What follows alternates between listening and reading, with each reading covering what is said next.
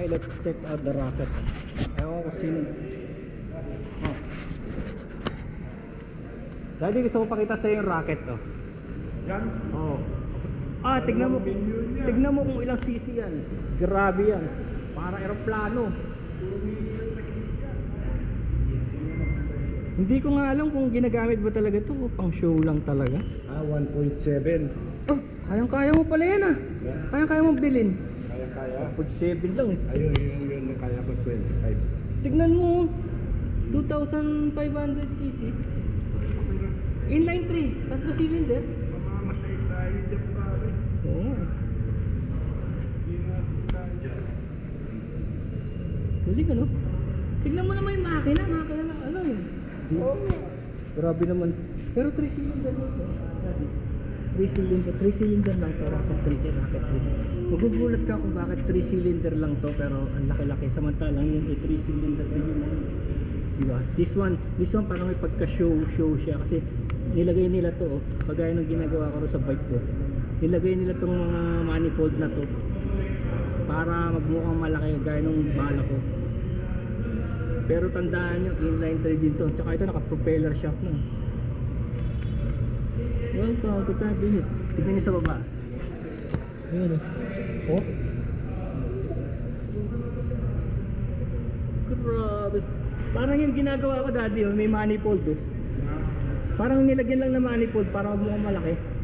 Ganon. Kasi inline 3 lang to kagaya rin ng mga yun Inline 3 din sila Tatlo rin ang nila piston Ayan inline 3. 1.7. Yun inline 3 liquid cool.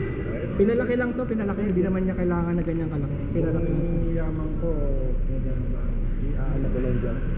Nakita ko na ito sa makina. Yung makina. Rocket 3 Storm. Ay, dito sa side na to, mas maganda.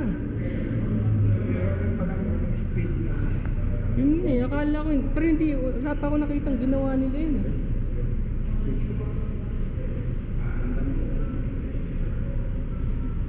Tanong mo nga daddy kung gawa to ng Badja.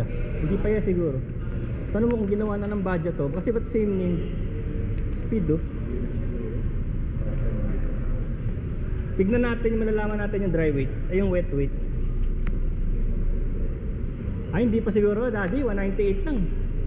198 lang yung bigat. So hindi siya mabigat pa sa kanyang size. Hindi siya pa mabigat.